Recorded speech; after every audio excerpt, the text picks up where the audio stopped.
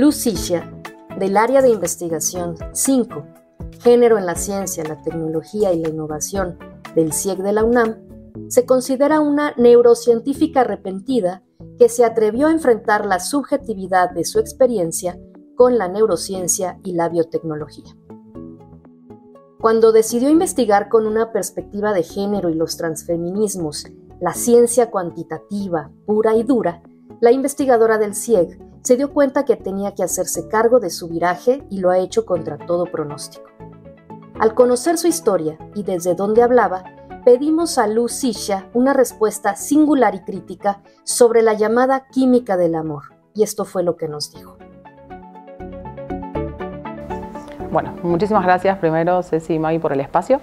Bien, es importante decir de dónde vengo porque siempre me caracterizo como una neurocientífica arrepentida, porque vengo de las neurociencias, tengo una licenciatura en biotecnología y comencé un doctorado en neuro. Y curiosamente, el espíritu de mi tesis doctoral era hallar predisponentes genéticos para explicar ciertos tipos de psicosis. Esto es importante porque lo que estamos ahí asumiendo es que hay una biología que causa un estado mental. Y yo era muy creyente, digo creyente en un término religioso a propósito. ¿Por qué? Porque en realidad no hay tantos estudios que corroboren de manera empírica esto que estoy diciendo. Yo creía en estos presupuestos y en estas hipótesis porque realmente consideraba que si entendía el cerebro, dominaba el mundo. Como Pinky Cerebro, yo realmente pensaba que en el cerebro estaba todo. Entonces, lo que creía era que el cerebro causaba mis estados mentales. Y por eso investigaba la predisposición a estados psicóticos. Ahora, esto se, digamos, confrontó con mi práctica en la vida cotidiana, en mi activismo en el neuropsiquiátrico Hospital Borda, que es el hospital público más grande de Buenos Aires en términos de salud mental. Y allí yo trabajaba con hombres que habían sido diagnosticados con algún tipo de psicosis, generalmente esquizofrenia. Entonces, a la mañana, al laboratorio, mañana y tarde el laboratorio, de lunes a viernes, y los sábados y domingos en el Borda. Y esto me hizo prender una alarma en relación a qué yo estaba suponiendo que la biología podía explicarnos. Porque cuando leía los papers biomédicos en el ámbito psiquiátrico, veía una suerte de generalizaciones que todo el tiempo no cumplían en mi práctica cotidiana. Estas digamos, generalizaciones eran, bueno, las personas que sufren psicosis son así, tienen este tipo de cuadro, en general esta narrativa, y por eso se buscan los fundamentos biológicos. Entonces, si vos te fijas, hay algo que sustenta la relación entre biología y mente, cuando decimos que la biología causa la mente, y es la generalización, que la psicosis es igual en todas las personas. Y cuando yo me confronté con eso en la vida real, me di cuenta que no era cierto. Me di cuenta que las personas que estaban internadas no eran el loco lindo de Hollywood, como me había hecho creer la narrativa a través de los medios de comunicación, sino que me encontraba con personas que tenían roto el tejido social, que tenían muchos problemas personales, que los hombres estos estaban solos y no tenían un reconocimiento. Y nuestro trabajo era en salud mental a través de psicología comunitaria, donde hacíamos talleres e interveníamos abonando un reconocimiento colectivo. Y no me lo contó nadie, yo estuve ahí 5 años y vi cómo los muchachos tenían una completa mejora en este tipo de terapias, que no era esta terapia vinculada con la medicación, que paradójicamente había muchachos que estaban internados hace 15 o 20 años medicándose y eran solamente autómatas, que todos tenían la misma forma de caminar y de moverse a través de la medicación. Pero lo que me explicaba a mí la biomedicina es que se movían igual por una suerte de fundamento biológico. Y en realidad era el medicamento que hacía o transformaba a esas personas con una motricidad limitada, que se movían igual y eran iguales y babeaban porque no tenían psicomotricidad fina. Y esto de manera contundente lo corroboré cuando vine a México en el 2019, porque empecé un trabajo de campo en el psiquiátrico Morelos y vi exactamente el mismo cuerpo en las personas diagnosticadas con psicosis. Entonces una puede decir, hay un fundamento biológico. En México y en Argentina las personas con psicosis caminan igual, se mueven igual, piensan igual. Sí, pero ¿qué pasa con esas personas antes de la medicación? Todas esas personas ya pasaron por la medicación y se siguen medicando. Y esa medicación aplasta subjetividades. Lo contrario era lo que hacíamos a través de la terapia. Esa terapia de reconocimiento colectivo estaba pero en total tensión con mis presupuestos e hipótesis en el laboratorio, donde yo también con esos presupuestos e hipótesis alimentaba ese aplastar subjetividades. Porque al fin y al cabo mi investigación tenía como objetivo principal desentrañar el rol de una proteína del cerebro que estaba vinculada con la psicosis y a través de ese saber qué hace el receptor poder ser un blanco de acción para un posible fármaco. Y acá tenemos una triangulación con la universidad, con el Estado y con la farmacéutica, propio de un sistema capitalista. Entonces todo eso me hizo una persona muy crítica y desconfiada acerca de esos presupuestos en los cuales yo creía y había terminado una carrera creyendo en eso. Y en ese sentido, además del neuropsiquiátrico, hubo otro factor que prendió mi alarma. Y era saber que para este discurso neurocientífico, los cerebros no solamente causaban este estado de psicosis, sino también causaban estados relativos a la identidad y la sexualidad. Yo, en mi enunciación de lesbiana, entendí que para este discurso mi cerebro era lesbiano y que había nacido lesbiana. Un estadio prenatal, antes de la experiencia social, había determinado o fuertemente predispuesto mi cerebro y por tanto mi ser, porque el cerebro es sinónimo de ser en este discurso, a tener como deseo o sujetos de deseo mujeres. Entonces, en primera persona ya me pareció una falla terrible la universalización de la ciencia porque no había sido mi experiencia. Yo no nací lesbiana, tuve un pasado heterosexual que siempre reivindico y en esa experiencia que tuve cambié mi sujeto de deseo por un montón de factores y de motivos. Esto no es de manera intencional, que un día dije, me pongo la camiseta de lesbiana. No, claramente no funciona así. Eso hay que decirlo porque a veces la gente piensa que es superficial decir que una cambia. Y eso no es superficial, es justamente la profundidad a través de la cual nos vivimos y permitirnos esos estados de cambio que son comprometidos. El compromiso no es porque es de una vez y para siempre, eso es falso. El compromiso es cuando vos realmente materializás eso que sos. Y así cambió mi subjetividad. De gustarme los hombres pasaron a gustarme otras corporalidades por factores seguramente inconscientes, digo, no es que tengo todo registrado. Y esta neurociencias me decía que había un determinante biológico para la sexualidad. Y eso también se repetía para mis colegas de la comunidad LGBT, que no se vivían siempre de la misma manera. Entonces yo creo que fueron dos cosas. La experiencia en el neuropsiquiátrico con personas diagnosticadas con esquizofrenia y al mismo tiempo mi sexualidad en primera persona, lo que hizo que de alguna manera empiece a dudar de esta idea de mi cerebro causa mis estados mentales. ¿Quién soy? Y mis actitudes se pueden ver si ves mi cerebro. Esa es la tendencia de las neurociencias mainstream. Eso hizo que renuncie a esa beca doctoral y reoriente mi investigación hacia la epistemología feminista, que no sabía ni lo que era el feminismo, no tenía idea de nada, pero simplemente lo que estaba viendo en ese discurso era que según las neurociencias el mejor cerebro era el de lo que hoy llamamos el cisvarón blanco, casualmente, de manera muy, pero muy matizada. Obviamente no es lineal, no te está diciendo un paper en neurociencias, el mejor cerebro es el del cisvarón blanco, no. Te dice hay optimizaciones cerebrales en función de los roles en la reproducción. Y la del cerebro, la optimización del cerebro de los cisvarones parece que es la abstracción. La optimización del cerebro de las cismujeres es el cuidado. Yo estaba en un discurso que me estaba diciendo que era una inclinación natural debido a los roles en la reproducción que las mujeres, o las personas mejor dicho con vulva, pero el discurso decía mujeres, cuidan y se reproduzcan. Yo no cumplía con nada de eso y también había crecido en un ambiente donde muchas mujeres la pasaban muy mal cuidando y los varones tenían muchas libertades que las mujeres no tenían. Y lo que estaba viendo es que este discurso era una apología a esa desigualdad en la organización de la vida social.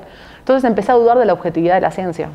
Empecé a dudar de la neutralidad de la ciencia y de la universalidad de la ciencia en la experiencia práctica y concreta de dejarme permear por la realidad y no responder de manera dogmática a esos presupuestos que eran tan abstractos, ¿no? Sí, súper importante eso. Claro, yo cuando me egreso como biotecnóloga y empiezo a trabajar en neurociencias, realmente creía que el cerebro explicaba todo lo que sentíamos.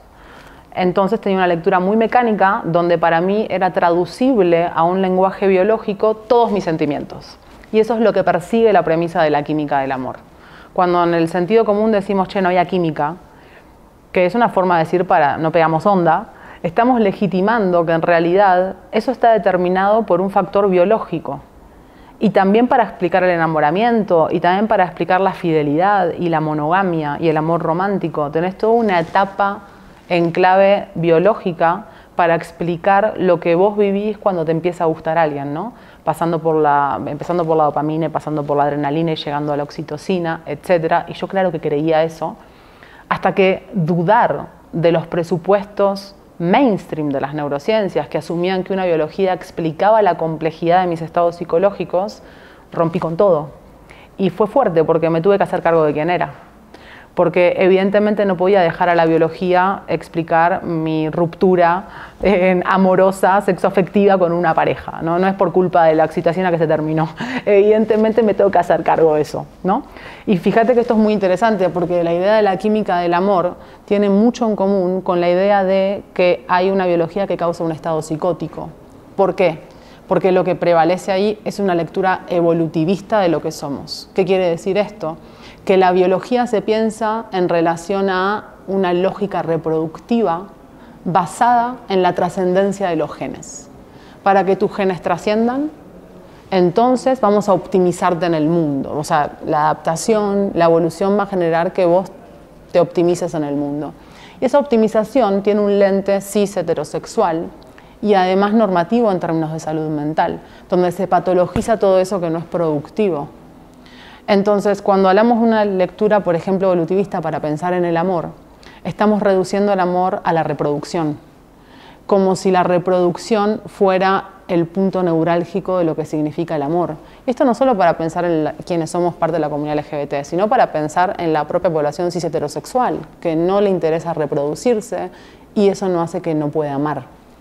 Y el deseo de no querer reproducirse no es incompatible con el deseo de amar o con un estado de salud mental que no te genera daño o estar bien en el mundo. Entonces, si te fijas, pensar que hay una química del amor y que la dopamina causa que vos estés enamorada y que la oxitocina causa que vos tengas confianza y deseo de estar con alguien, es reducir los verbos psicológicos a un lenguaje biológico. ¿Qué quiero decir con verbos psicológicos? Sentir, desear, creer, amar. Todos esos deseos, todos esos verbos, tan densos, quedan reducidos a procesos neurobiológicos.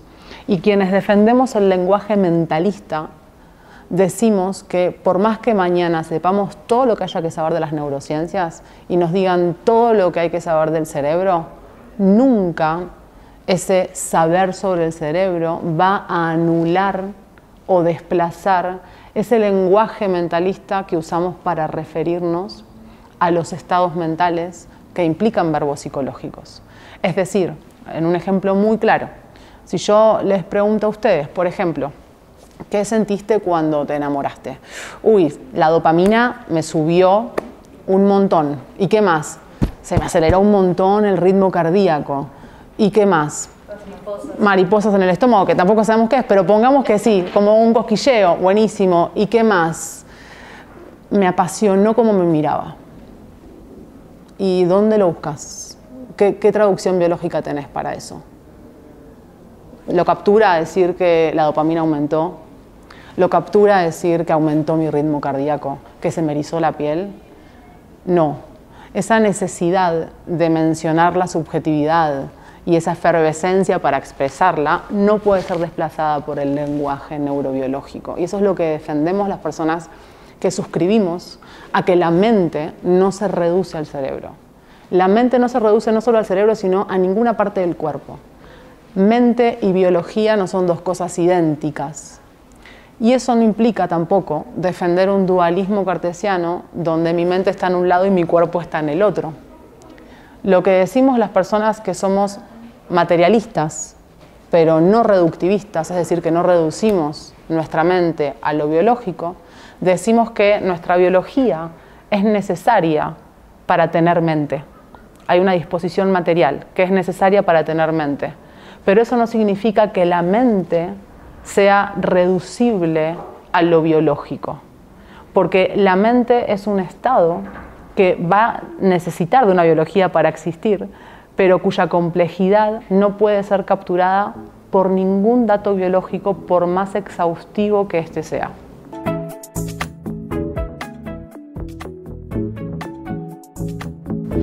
Qué pregunta filosófica. Un viernes a la tarde, vamos, antes del Negroni. Tal cual, con mate.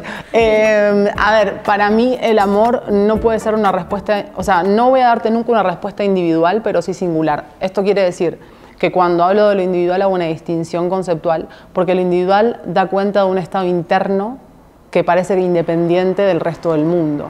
Y eso no existe porque somos relacionales. Cuando hablo de singular, hablo de una subjetividad que implica una trayectoria vital única para cada persona, pero que eso singular está en un entramado estructural. ¿Qué quiere decir? Que el significado del amor tiene un sentido que es histórico, que es social, que es político, que es económico. Y nosotros no estamos exentes de ese significado, pero tenemos reapropiaciones. Entonces, para mí, la idea de lo que es el amor tiene mucho que ver con cómo te sentís con una o dos o tres personas, depende de la práctica amorosa, sexoafectiva que practiques, porque no hay una normal, digamos, no hay una que es natural, sino que hay normativas que nos hacen pensar que hay una forma de vincularnos. Entonces, para mí el amor, dentro de esta reapropiación que podemos hacer, es pensar en qué práctica o con qué práctica nos sentimos cómodos, seguros, con qué práctica sentimos que podemos desear a alguien y nos pueden desear. Y por supuesto, para mí en el amor algo fundamental es el sexo. Evidentemente es una relación sexoafectiva o varias relaciones sexoafectivas, depende de lo que practiques, pero hay algo del orden del deseo. Y esto es interesante porque si vos me preguntas qué es el amor y yo te digo, es desear no a alguien, sino compartir tu vida con alguien o con alguienes. Ese deseo, ese concepto de deseo, responde a un verbo psicológico que es imposible de reducir a lo biológico. Cualquier persona que entienda el amor a través del deseo no puede decir que se traduce a una química, porque hoy los estudios empíricos que tenemos hacen un salto cuántico a decir, tiene más dopamina, está enamorada. O sea, ese concepto de enamoramiento y la dopamina tiene un salto cuántico. O sea, no sabemos esa relación, no está escrita en el cerebro. No dice dopamina, enamoramiento en el cerebro, no. Entonces, si me preguntas qué es el amor y te respondo a través del verbo desear, pierde completa legitimidad cualquier traducción biológica reductivista que queramos hacer de la idea de amor, ¿no?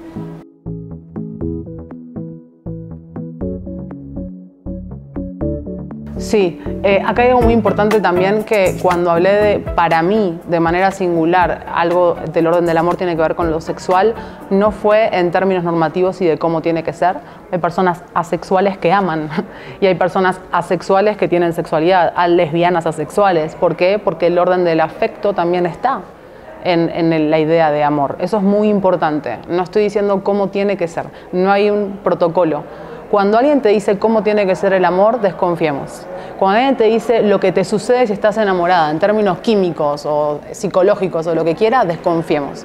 ¿Por qué? Porque quiere hacer un protocolo que termina siendo normativo. Esa es la norma, cuando hay una prescripción. Siempre, cuando hay una norma, aparece esa prescripción. Y no hay un amor que valga más que el otro. No, la monogamia no vale más que el poliamor, o las relaciones abiertas no valen menos que las relaciones cerradas, o tener sexo en una relación hace que sea más auténtica o no. Son órdenes diferentes y eso está buenísimo porque nos muestra la diversidad con la que nos podemos agenciar de esa prescripción que es cis heteronormativa. Y acá una distinción muy importante, cuando digo cis heteronorma, no digo cis heterosexual, porque no estoy hablando de la práctica, del con quién me relaciono, sino del cómo entiendo que esa práctica tiene que ser. La cis heteronorma nos dice cómo nos tenemos que vincular. Y eso puede aplicarse a las lesbianas tranquilamente, por ejemplo. O sea, podemos ser cis heteronormativas en la comunidad LGBT. Y hay gente que es cis heterosexual y en sus prácticas quiere romper con esas prescripciones. Y eso también es muy importante reconocerlo. Entonces, en ese sentido me parece que ante la diversidad, en vez de dejar de tomarlas como excepción, que eso es parte del fundamento normativo para movernos en el mundo, tenemos que ver que esas excepciones en realidad no lo son. Y ese concepto se diluye cuando lo que vemos es que, no la norma, sino lo normal es ver la singularidad en las formas de amar. Y es una singularidad que no puede traducirse en términos cuantitativos de cuánta dopamina tenés y cuánta dopamina no, y cuánta oxitocina sí y cuánta no, para que cause un estado de sentimiento como es el amor. No hay índoles ni cuantitativas ni tampoco cualitativas biológicas para decirnos cómo aman las personas. Y es muy interesante porque en nuestro organismo en general hablamos siempre de diferencias cuantitativas, porque todos los cuerpos tenemos todas las cosas, todos los parámetros biológicos están en todos los cuerpos, salvo, bueno, expresiones macroscópicas con los procesos de diferenciación, de por ejemplo hay cuerpos que tienen útero, hay cuerpos que tienen pene, hay cuerpos que tienen tejido ovárico, otros tejido testicular, otros tienen ambos tejidos, y hay una diferenciación. Pero en la potencia biológica hay parámetros biológicos compartidos. Y después en todas las corporalidades tenemos el mismo tipo de neurotransmisor, de hormonas, todos los cuerpos tenemos todo. Entonces, cuando hablamos de cómo amamos, si queremos basarnos en lo biológico, tendríamos que comprometernos con una idea de lo cuantitativo. A ver, ¿cuántas concentraciones de dopamina tenés? Entonces estás medio enamorada, te va a durar 3 meses. Es ridículo. Cuando vamos a eso, cuando profundizamos en el presupuesto de la ciencia, lleva al absurdo la idea y lo forzoso de querer contener en lo biológico la complejidad de lo que es el amor. Y en ese sentido yo hago una admiración, o sea, como que llamo a admirar las posibilidades de amar y las capacidades de amar que tenemos diferentes y que también varían, depende con las personas que interactuemos, digamos. Yo no tengo la misma forma de amar con una persona que con otra, ni tampoco propongo el mismo tipo de vínculo quizás con una persona que con otra. Y eso habla de vuelta del cambio y del cómo nos movemos a través del reconocimiento. Y tiene que ver con, de vuelta, romper nosotros mismos los protocolos que tenemos y que nos exigimos cumplir para amar. Porque después tenés gente que te dice, yo soy monógama, yo soy heterosexual. A mí me mata eso, porque es como decir, yo soy, es como yo independientemente del mundo. O sea, vos la gente no te permea. O sea, sos una máquina que no tiene devolución. O sea, no puedes decir soy como si fuera un hecho de una vez y para siempre. Sino, bueno, mi deseo es heterosexual, pero puede parecer alguien que te rompa eso. Mi deseo hoy es monógamo o con esta persona, pero mañana puede ser que no. El término soy, de una manera esencial como lo entendemos, imposibilita el cambio. Si yo digo soy en un sentido comprometido con el cambio, es distinto. Es decir, ok, hoy puedo ser esto, mañana puedo ser otra cosa. Hoy me puedo vincular así, mañana me puedo vincular de otra manera.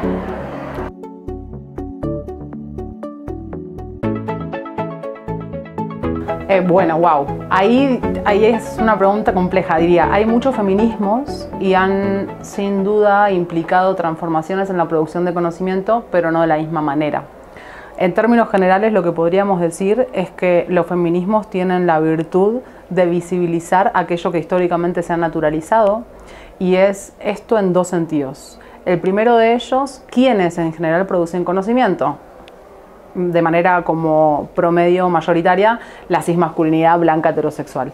Y el segundo sentido es cuáles son los presupuestos e hipótesis que guían las investigaciones en relación a las diferencias sexuales. Y ahí lo que nos damos cuenta, y ahí divergen los feminismos, pero lo que nos damos cuenta es que en general se ha invisibilizado un tipo de corporalidad de las personas con vulva, y al mismo tiempo críticas de los feminismos a los cuales yo suscribo, hemos dicho o hemos también expuesto y evidenciado los problemas que tenemos si incorporamos esas corporalidades con vulva como si fueran biológicamente diferentes de manera dimórfica, es decir, de acuerdo a 2 formas en relación a las personas con pene. Esto tiene que ver con las categorías de sexo y género y cómo se relacionan en la producción de conocimiento biomédico con categorías y clasificaciones otras que nos sirven para desentrañar las prevalencias del desarrollo y el tratamiento de enfermedades. Pero acá tenemos una diferencia, una divergencia de múltiples feminismos, cual no me voy a meter en eso, pero sí es importante decir que hay algo en general que es muy positivo, y es visibilizar que los cuerpos con vulva no estaban ni en quienes producían ni en lo que se producía como conocimiento.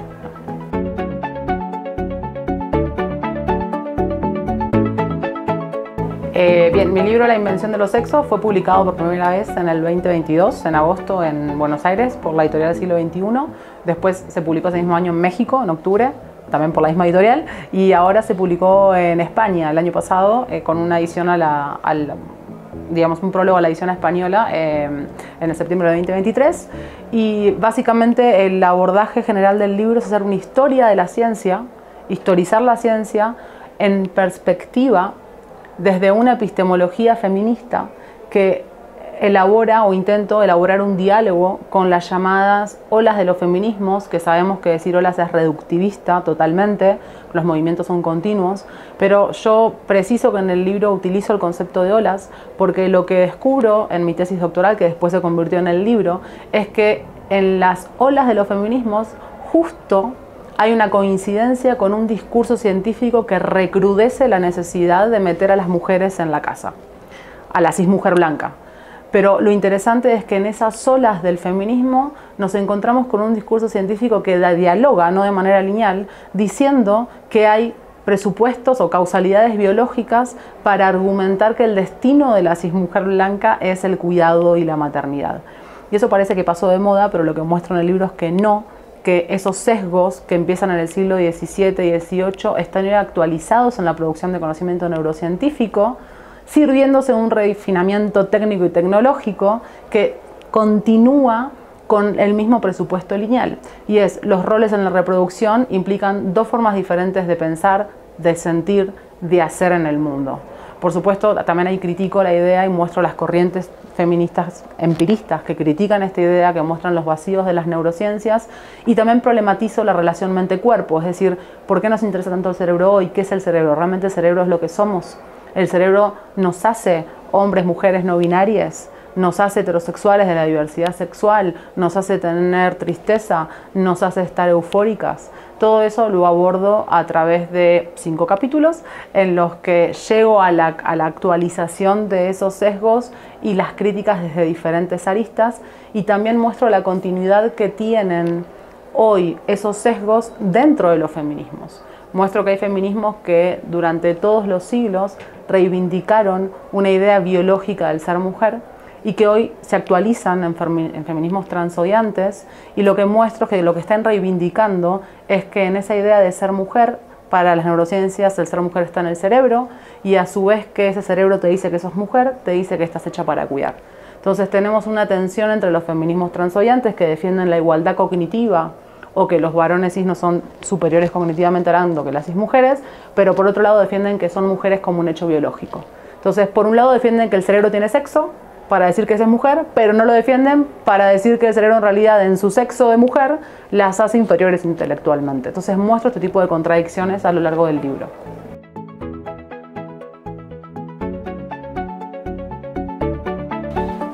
¿Sí? Sí. Vea, genial. A ustedes, gente.